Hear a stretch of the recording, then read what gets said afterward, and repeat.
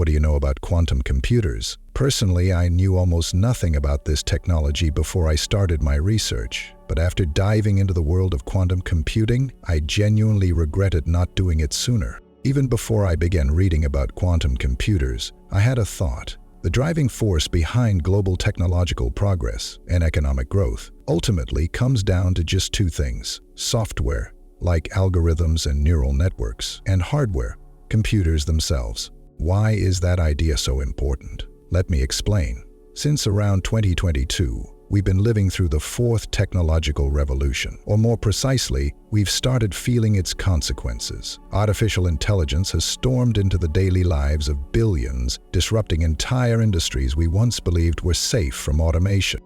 But here's the thing. So far, this revolution has mostly happened on the software level. After OpenAI's ChatGPT captured global media attention, nearly every tech company and even many non-tech ones began launching their own AI projects. The demand for large language models and neural networks has skyrocketed. What once seemed like a novelty or a toy has become a must-have.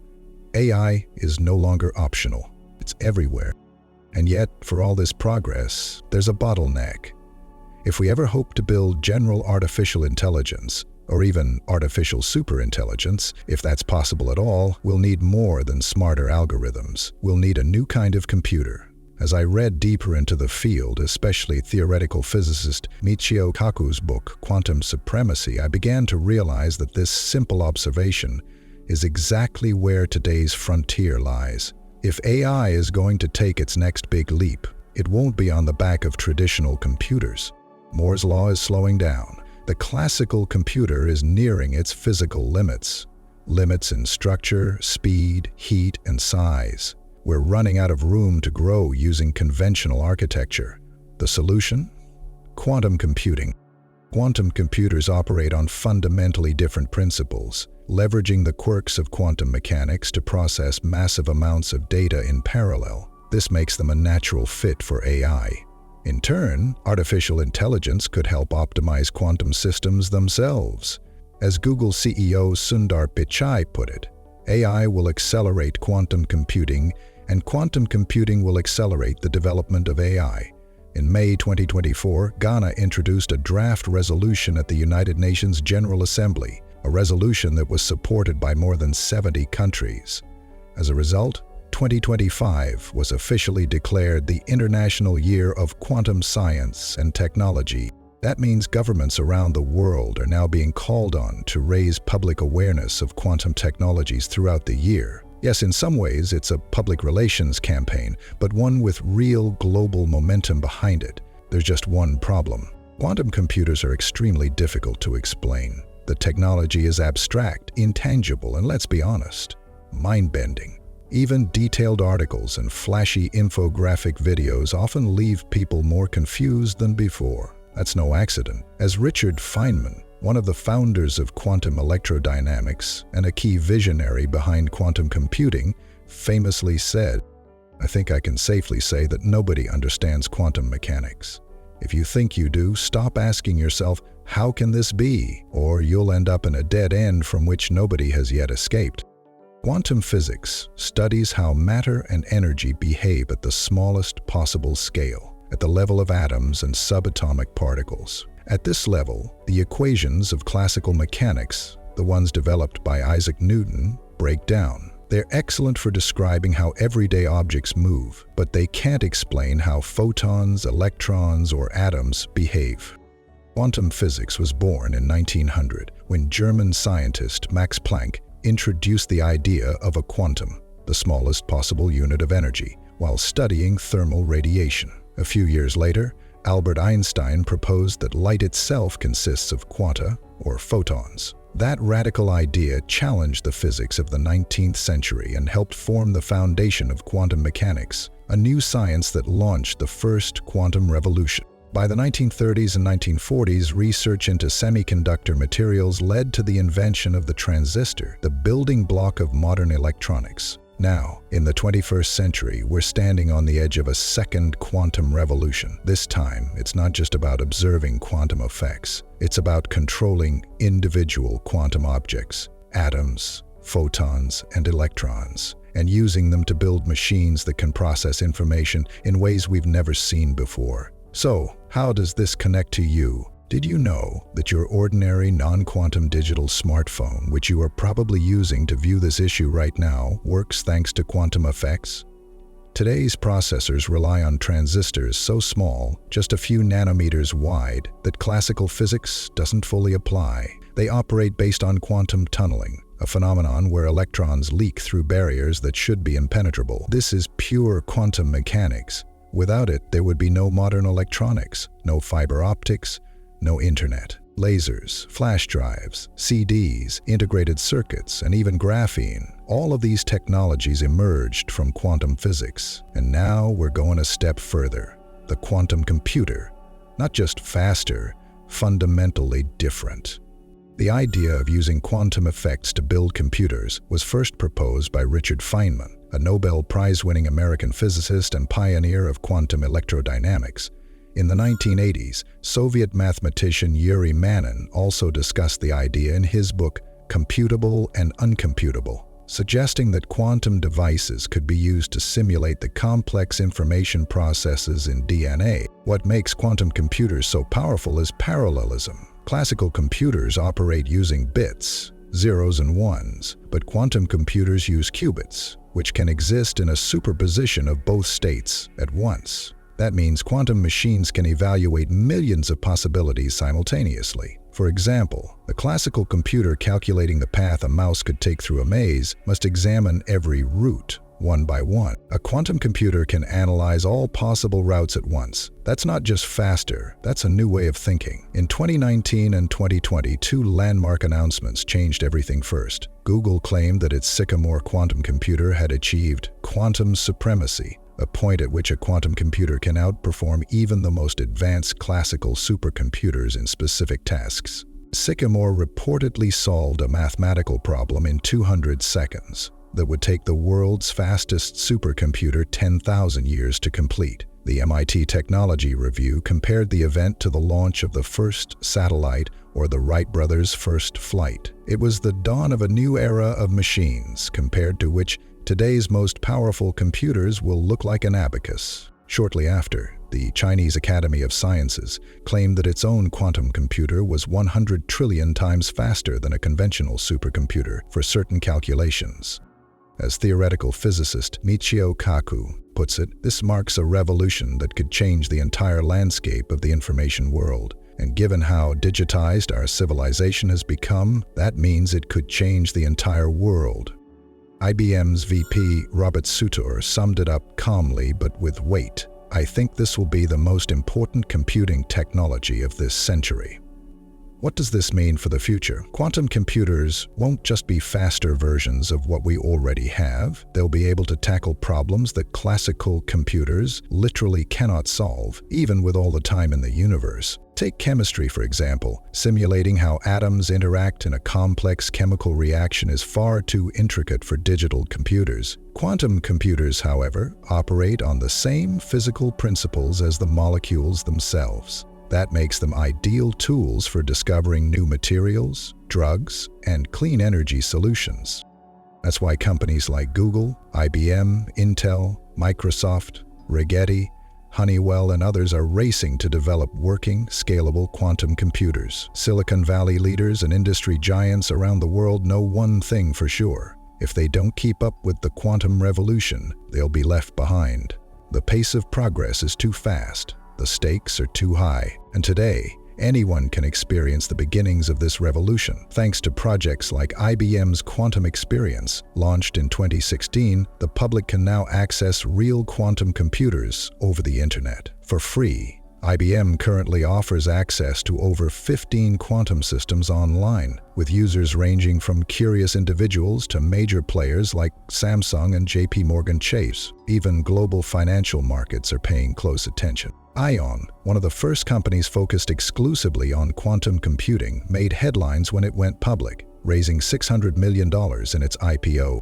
But perhaps the most startling example is PsiQuantum, a startup with no commercial prototype and no confirmed results, which saw its valuation soar to $3.1 billion with access to an additional $665 million in credit in a single day. Business analysts remarked that they'd rarely seen such a perfect example of a company riding a wave of media buzz and speculative hype and succeeding at it. According to consulting firm Deloitte, the quantum computing market could be worth hundreds of millions of dollars in the 2020s and scale up to tens of billions in the 2030s. No one knows exactly when quantum computers will hit the mainstream and begin reshaping the global economy, but projections keep accelerating as scientific breakthroughs arrive faster than expected. It's no longer a question of if, says Christopher Savoy, CEO of Zapata Computing. It's a question of when. Even governments are stepping in and betting big, recognizing that nations like China were pouring massive funding into quantum research. The U.S. Congress passed the National Quantum Initiative Act in December 2018, committing significant seed money to kickstart and stimulate quantum technology research. Then in 2021, the U.S. government announced a $625 million investment in quantum computing projects under the Department of Energy. Major corporations like Microsoft, IBM, and Lockheed Martin added another $340 million to the fund. But this isn't just a US-China race. The UK, with public sector support, had already helped launch over 30 quantum startups by the end of 2019. Other countries across Europe and Asia are also investing heavily in building the infrastructure for the quantum era. Even companies outside the tech sector are joining in. Take Daimler, for example, the parent company of Mercedes-Benz.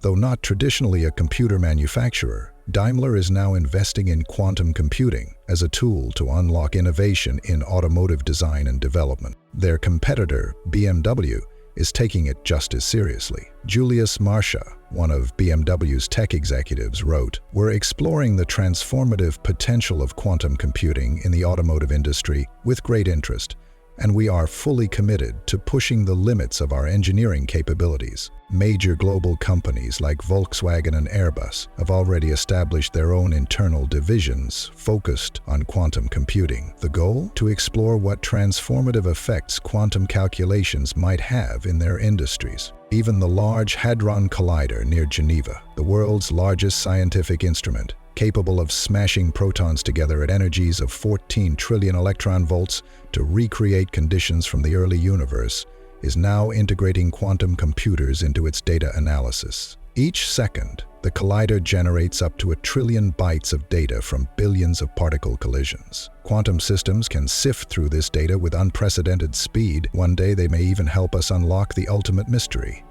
the origin of the universe itself. In his book Quantum Supremacy, physicist Michio Kaku writes, "Competition in this industry is extremely fierce, and there are no guarantees. But computer companies understand that if they don't manage or don't want to step through this door, it will slam shut in front of them." In other words, fear of missing out is a major driver. Governments and corporations alike are racing to invest, not just because of hype, but because the risks of falling behind are very real. But let's focus on what you probably care about most. What can quantum computers actually do for us in practice? The answer is potentially a lot. Quantum computing could transform medicine. These machines may one day simulate the behavior of elementary particles, model DNA molecules, or help develop entirely new classes of drugs. In pharmacology, understanding the shape and behavior of proteins, which act like quantum-scale machines, is critical. We do not know how they will behave, but the easiest way to understand this is to simulate their behavior on a quantum computer. It is possible that the enormous power involved in real-world testing of millions of drugs will one day be replaced by virtual laboratories that will test drugs in cyberspace. Already today, neural networks such as AlphaFold have been able to compile detailed diagrams of the atomic structure of 350,000 different types of proteins, including the complete set of proteins that make up the human body. The next leap is to combine this protein data with quantum modeling to simulate how proteins interact and use that knowledge to design new treatments and cure diseases that were previously untouchable. Quantum computers could also revolutionize materials science. By simulating atomic interactions, they could lead to the discovery of new composite materials, stronger than titanium, lighter than plastic, and even room temperature superconductors. And then there's cybersecurity. Quantum computers may eventually be able to achieve perfect encryption or, alarmingly, break all existing encryption. Internal documents leaked years ago by anonymous whistleblowers revealed that intelligence agencies like the CIA and NSA have been closely monitoring quantum computing advancements. Why? Because quantum computers could crack all known encryption systems, including those used to protect top-secret military and government data. The threat is so serious that the U.S. National Institute of Standards and Technology, NIST, has already published guidelines urging companies and public institutions to prepare now for the coming quantum era. Meanwhile, China has invested $10 billion, 0 cents, in its National Laboratory for Quantum Information Science, aiming to become the global leader in this critical new domain. The stakes are high. A fully operational quantum computer could break open classified information, disrupt financial systems, or even spark global conflict. Quantum computing's impact won't stop at security. It may destabilize the financial sector. Analysts warn that if quantum computers are ever turned loose on Wall Street or global exchanges, they could exploit vulnerabilities and wreak havoc. Even blockchain, once hailed as unhackable, is not immune. According to Deloitte, roughly 25% of all Bitcoin held in crypto wallets is theoretically vulnerable to quantum hacking. But it's not all risk. Quantum computers could also supercharge AI. Training a neural network is computationally expensive. Quantum systems could dramatically accelerate this process, reducing training times from weeks to minutes. That's revolutionary. It would turbocharge developments in everything from natural language processing to autonomous vehicles. And AI in turn will amplify quantum computing by helping to correct errors and optimize performance in real time. Entire industries will benefit. Transportation, energy, logistics all rely on optimization problems. These are tasks where a system must find the best possible solution from a vast number of possibilities. In computer science, these are known as NP problems, and they're notoriously difficult for traditional computers. Take the classic traveling salesman problem. How do you find the shortest route that visits a list of cities and returns to the starting point? The number of possible paths explodes as you add more cities. Classical computers struggle with this. Quantum computers can analyze all paths in parallel. Engineers could use quantum modeling to design more aerodynamic vehicles, reducing drag and maximizing efficiency. Planes and cars could become faster, safer, and far more energy efficient. Governments and meteorologists could harness quantum computing to model climate systems and forecast weather events with unprecedented accuracy, predicting everything from the path of a deadly hurricane to the long-term economic impact of global warming. Scientists working on nuclear fusion, the dream of clean, limitless energy, could use quantum models to optimize the layout of powerful magnets inside reactors, helping to control plasma and bring the power of the sun down to Earth. And in business, optimization almost always translates to one thing: profit. The better you can optimize, the more competitive you become. But here's the truth. No one really knows yet how far quantum computers will go. Trying to predict their future applications today is like staring at a clunky 70s mainframe and trying to imagine Twitter, TikTok, or blockchain.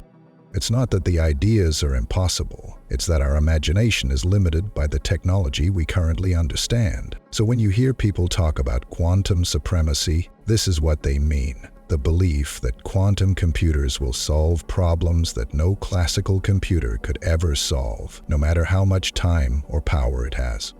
The phrase quantum supremacy was coined in 2012 by physicist John Preskill at Caltech. It gave this entire movement a name and a mission. Since then, the field has moved with enormous momentum, capturing headlines, inspiring startups, and attracting billions in investment. It's a ship with a bold name, and it's already sailing.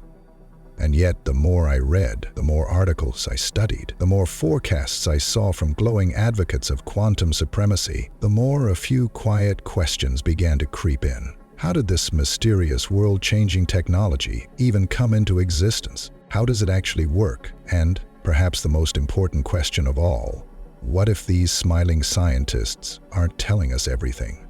Is there even one fully functioning, powerful quantum computer out there today?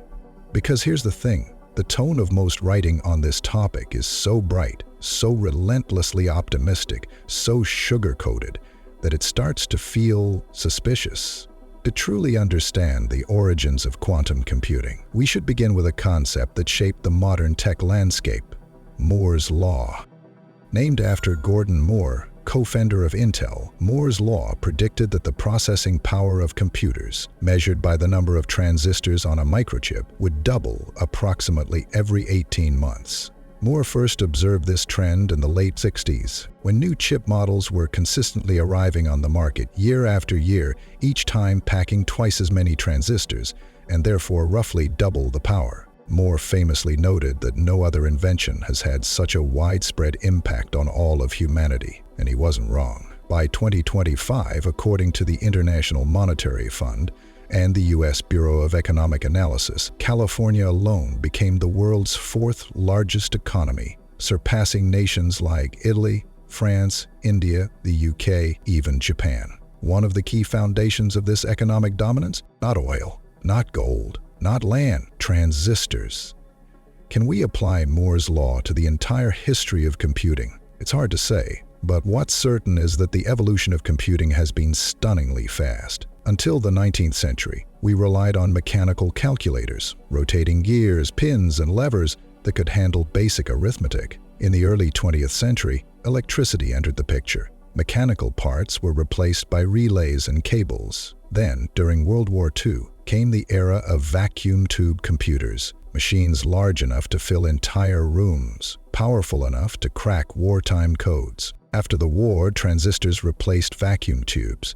They were faster, smaller, more reliable, and they changed everything. Today, your smartphone, the same one your little brother uses to play Roblox, has more computing power than the Cold War-era supercomputers once housed in the Pentagon. We don't even think about it, we take it for granted.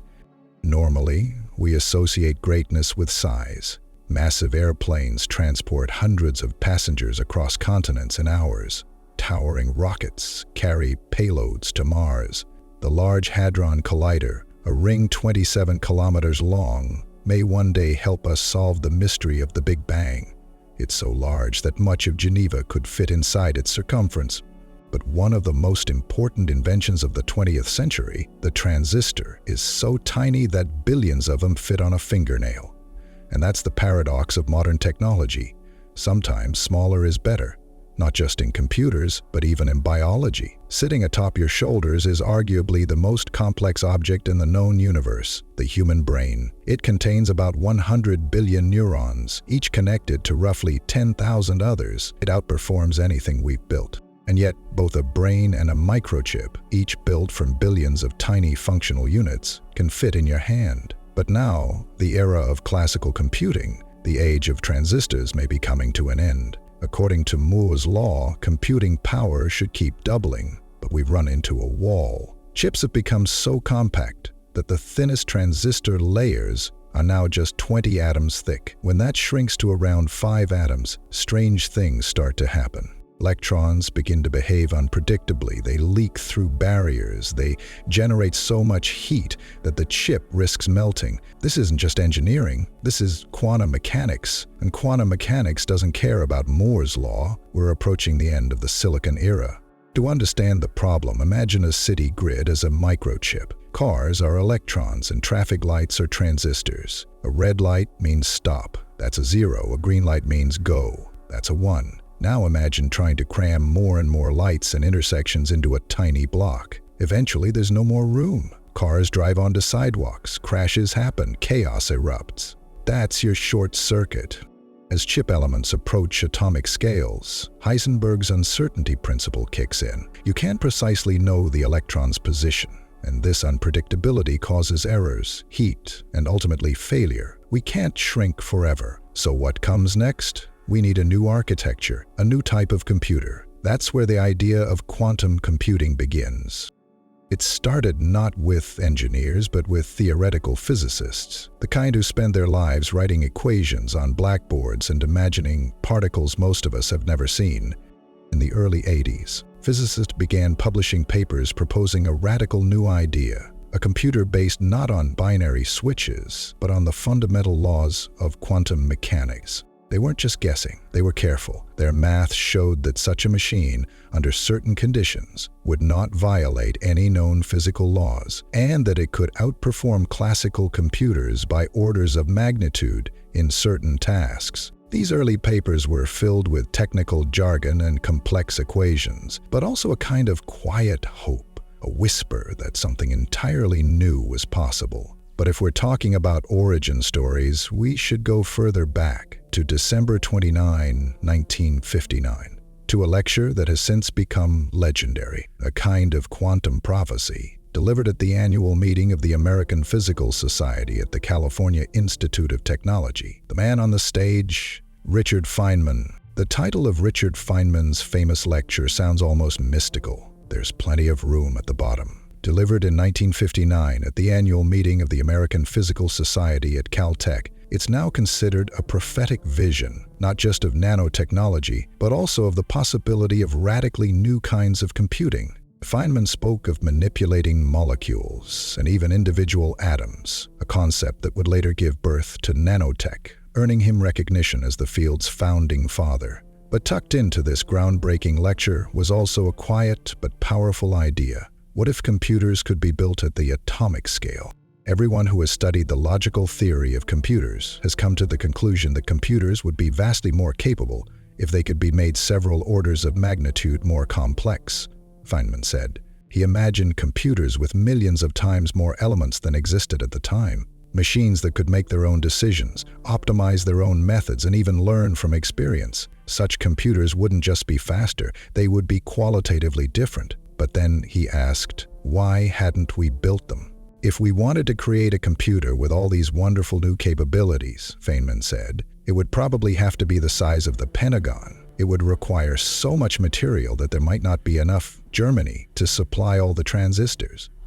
Beyond materials, there were problems of energy, heat dissipation, and fundamental speed limitations. And yet, Feynman pointed out, nature had already solved this problem. After all, he reminded his audience, he himself carried a computer in his head, the human brain, which was far smaller and far more capable.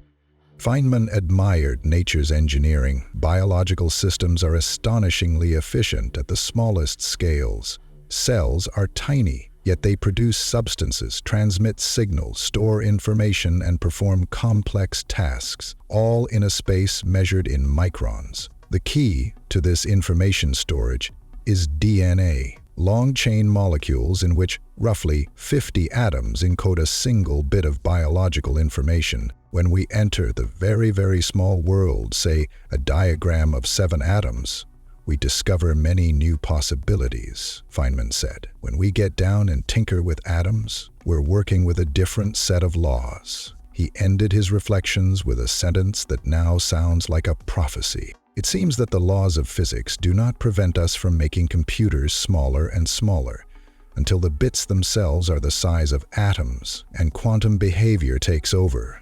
Just think about that possibility. Of course, we shouldn't overstate the impact of this lecture on the invention of the quantum computer. In some ways, it was gentle, even playful, trolling of his fellow physicists, especially those still obsessed with the bulky mainframes of the era. But by the early 80s, Feynman took the idea further. In 1981, he proposed something far more specific, that only a quantum computer could accurately simulate quantum systems. Classical computers, he argued, simply weren't up to the task. He didn't describe exactly how such a computer should be built, but he opened the door. The person who stepped through it was David Deutsch, a professor at the University of Oxford. He extended Feynman's ideas and began developing algorithms for a hypothetical machine, a quantum version of the Turing machine. Let's briefly explain. A Turing machine is a theoretical construct, a mathematical model of a simple digital computer. It reads and writes symbols, like 0s and 1s, on an infinite tape, performing operations one step at a time. It's not a physical device, but rather a way to understand the fundamental logic of computation. David Deutsch proposed adding quantum theory to the Turing model. This meant replacing the classical bit, which can be either 0 or 1, with a quantum bit or qubit, which can exist in a superposition of 0 and 1 at the same time. This changed everything. A quantum Turing machine still follows logical steps, but its building blocks, the qubits, behave according to the bizarre rules of quantum mechanics. Because qubits are entangled, what happens to one can affect all the others, and when the computation is complete, the system is measured, causing the wave function to collapse into a set of classical bits, producing a final result. In essence, Deutsch gave quantum computing a formal foundation, just as Alan Turing had done for digital computing decades earlier. Traditional computers process digital information. A bit can only be a 0 or a 1. Your internet speed, for example, is measured in bits per second. A gigabit connection means a billion bits of data per second. But in his famous 1959 speech, Feynman imagined an alternative to digital information. Why not use atoms instead of transistors? Atoms can be thought of as tiny spinning tops in a magnetic field. Their axis of rotation can point up or down, just like a bit being 0 or 1. But in the quantum world, these axes can also point in between. That's the power of superposition. It allows for much richer information storage, and since atoms are the smallest natural objects, replacing transistors with atoms could unlock entirely new levels of performance. The power of a digital computer scales with the number of bits it processes, but the power of a quantum computer scales exponentially with the number of qubits. Just 300 qubits could, in theory, represent more classical bits than there are atoms in the observable universe.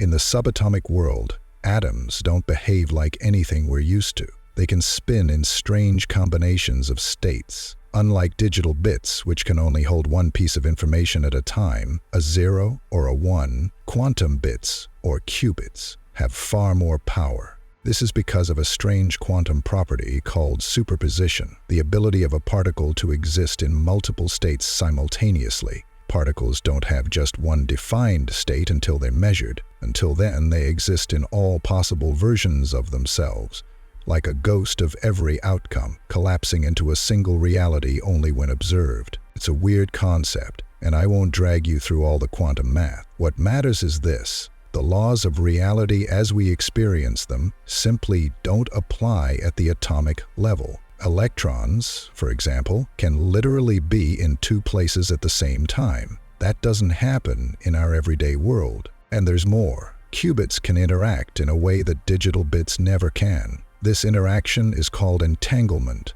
when the state of one qubit instantly influences another, no matter how far apart they are. This feature is what makes quantum computers exponentially more powerful than classical ones. Every time you add a qubit, you don't just add a bit of power, you double the number of possible interactions. Let's simplify. A classical computer is like a row of accountants, each working separately and reporting their results. A quantum computer is like a room full of accountants, all solving the problem at once together, constantly communicating through entanglement. It's massively parallel and deeply interconnected. But here's the problem. Quantum physics doesn't feel intuitive, and how could it? We're creatures of the macro world, and quantum behavior belongs to a realm we never evolved to understand. That's part of why it all still feels like science fiction. By the 1990s, quantum computers were still little more than a theoretical curiosity, a playground for physicists and a topic for niche conferences. But that changed when Peter Shor, an American scientist working at AT&T, made a breakthrough. Shor developed an algorithm that could crack encryption codes that would take classical computers millions of years to break. Suddenly, quantum computing wasn't just a physics thought experiment. It was a matter of national security.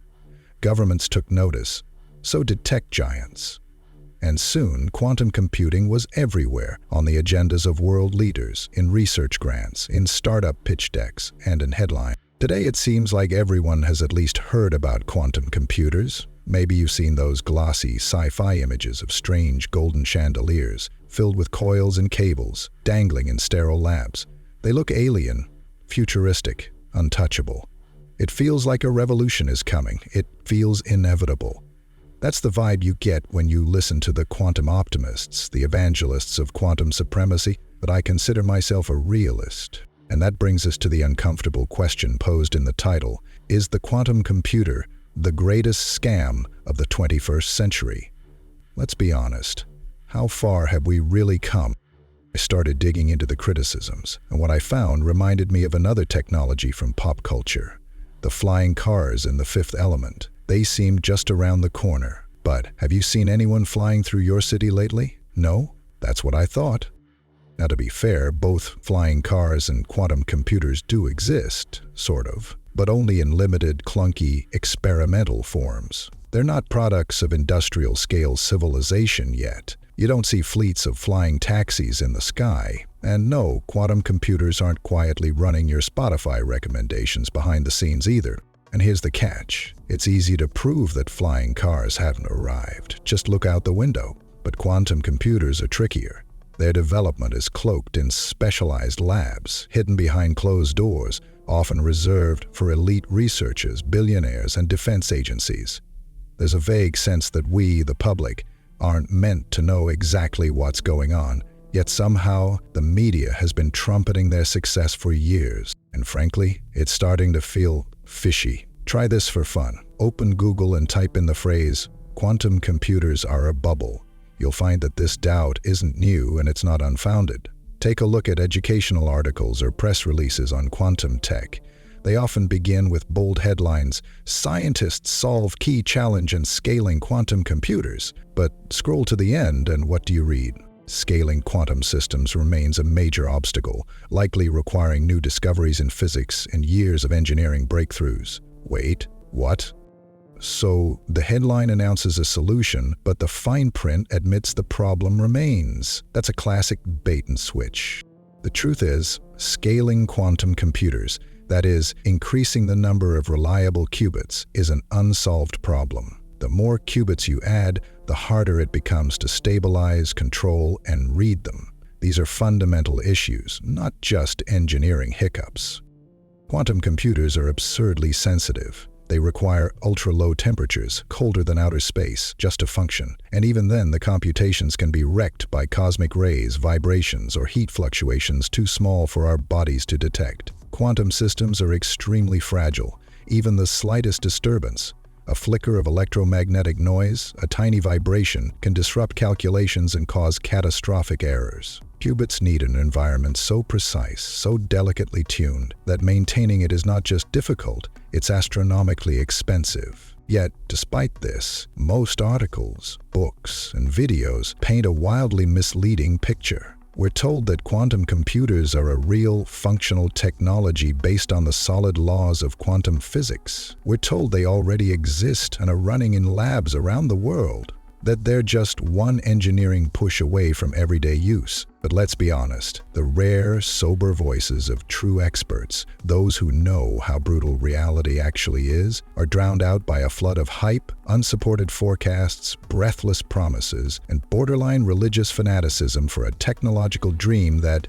in the form it's been sold to us, simply doesn't exist. If this feels familiar, it should. It's not just like the myth of artificial general intelligence, endlessly prophesized by techno-optimists. It also echoes the failed dreams of nanobots, cold fusion, and other theoretical marvels that never left the page. The dream exists, the real tech, not so much. And yet, people are talking seriously about how to program quantum computers. Courses are being launched, certifications handed out. Entire industries are forming around a technology that's still in its infancy, if not outright fiction. Let's be real, somebody's getting rich. Not like the guys who monetized clickbait on Facebook for a few $100. No, this is bigger. Millions, maybe billions are being funneled into the quantum gold rush. And even I, while researching this video, caught myself hesitating, maybe I should try one of those quantum programming courses. Even I felt the pull of the dream. That's how seductive the promises are. One researcher claimed we'd soon be able to detect cancer spread in just hundreds of cells using quantum computers. Hundreds. Do you realize how small that is? These kinds of promises border on magical thinking. And maybe that's the point. This obsession with quantum computers is starting to look like something psychological, maybe even mythological. It's as if humanity needs to believe in some kind of coming salvation, a philosopher's stone, a holy grail, a techno-savior, the thing that will make the pain of reality go away. Philosopher Jacques Ellul once said that our worship of technological progress is a distraction, a sublimation of spiritual emptiness, and looking at the cult of quantum optimism, he may have been right. When I listened to the evangelists of quantum supremacy, I kept asking myself, what are they basing this on? Because they speak with such confidence. They write as if the future is already set. But from a practical standpoint, it's all fantasy, built on logical fallacies, misunderstood physics, and a whole lot of wishful thinking. There will be no general-purpose quantum computers that revolutionize everything. There will be no quantum Fortnite. You won't be chatting with quantum Darth Vader. These machines, if they work at all, will be highly specialized, good at solving very narrow problems. Nothing more. So why is this myth so popular? Because it sells. Google, IBM, Microsoft. Every major tech player is flooding the media with aggressive PR campaigns, pounding the message into the public consciousness. They're joined by a swarm of startups and freelancers, all echoing the same gospel. And of course it works, because the idea of a quantum computer, the miracle machine, the digital messiah, fits perfectly into the economy of attention. It attracts grants, investment, clicks, and aura. It's futuristic, and most conveniently of all, no one really understands it. Not the journalists, not the investors, not even the politicians signing off on billion-dollar funding bills. The quantum field is so dense, so obscure, so full of equations and uncertainty and technical jargon that it provides the perfect shelter for dreams with no deadlines, and so we escape into a bright quantum future, a future that may never come. Optimistic sci-fi sells better than hard truths. Saying we'll have a working quantum computer in 10 years, maybe 20, fits neatly into our collective imagination. Saying it may never happen at all, that's a much harder pill to swallow. As Soviet physicist Mikhail Dyakonov, a laureate of the USSR State Prize and one of the few prominent critics of quantum supremacy, put it, having spent decades researching quantum physics, I've developed a very pessimistic view. Based on my deep understanding of the enormous technical obstacles quantum computing faces, these challenges will not be overcome in the foreseeable future. How many qubits do we actually need to solve anything useful? Estimates vary, but most experts agree, to even begin solving real-world problems, we need hundreds of thousands, if not millions, of qubits. IBM, in 2024, publicly stated that a functional quantum computer would need to exceed the 100,000 qubit threshold. Sounds promising, until you realize they said that without the tiniest hint of when. A realistic goal, they say, just not for any specific century. So where are we right now? Do we even have 1,000 qubits? Just 1% of what's needed for the most basic functional quantum machine?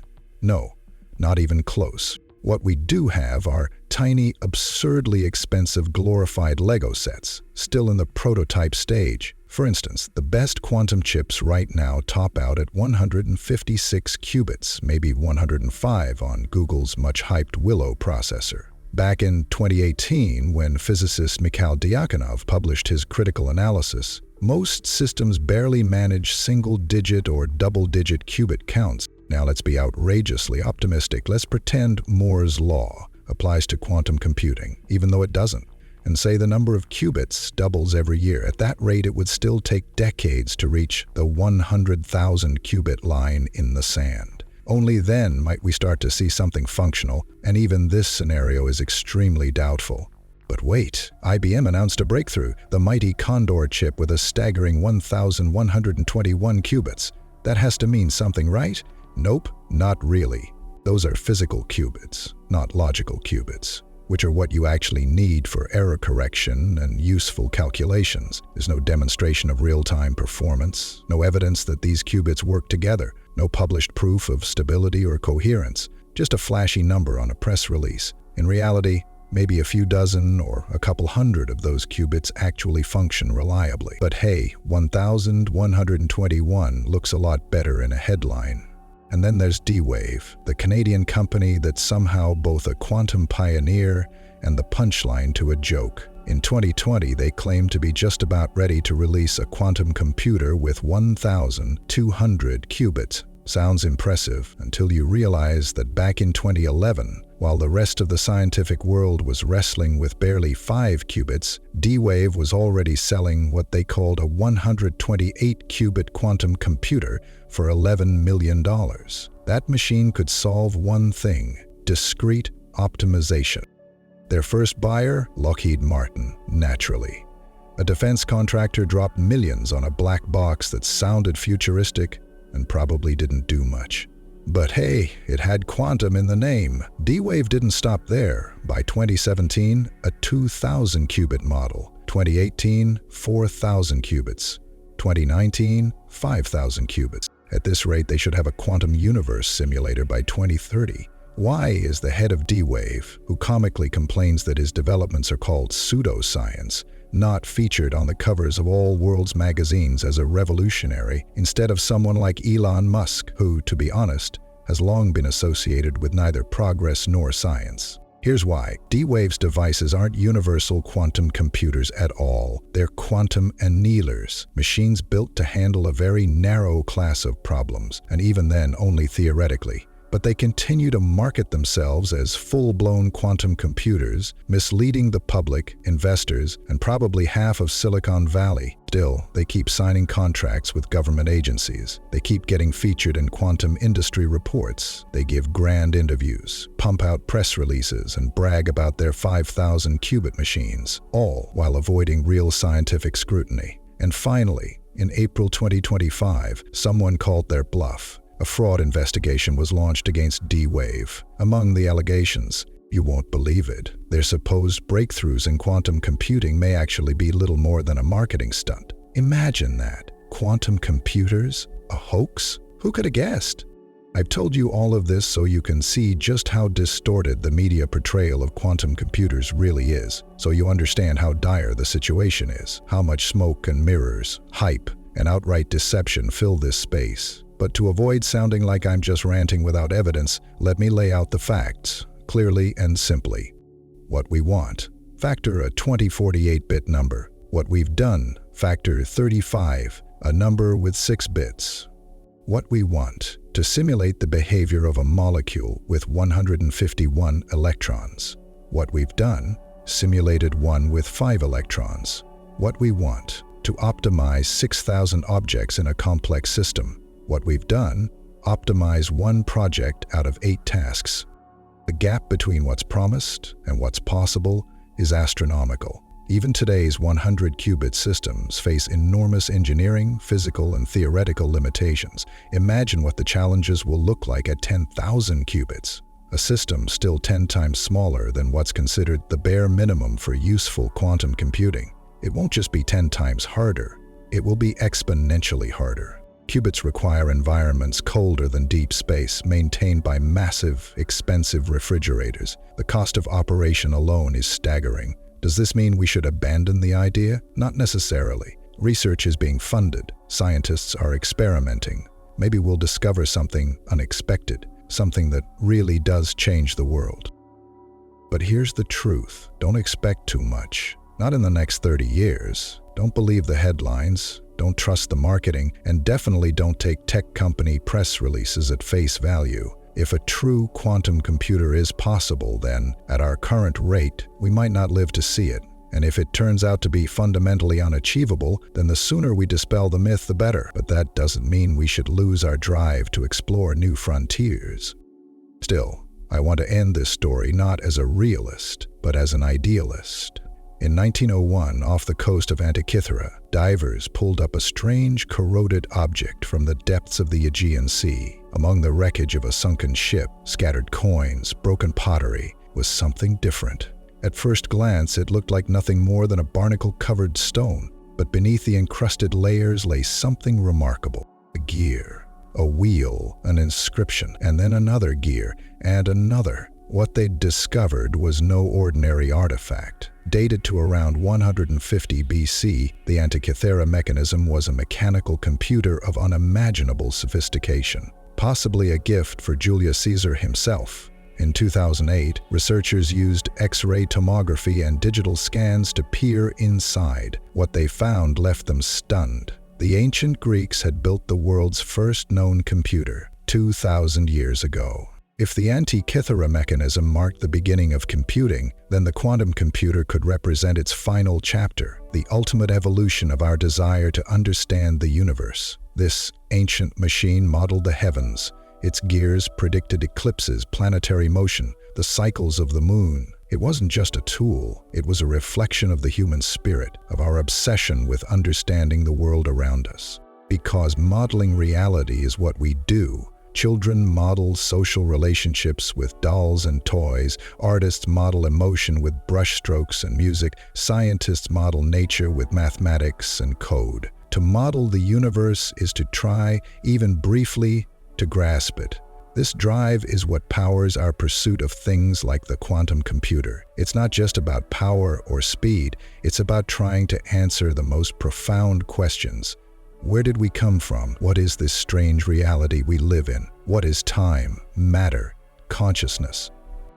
So whether or not the quantum computer ever lives up to its promises, the desire behind it to model the world is real and ancient. And maybe the most human thing of all. Thank you for watching, friends. See you soon in a new investigation. Very soon.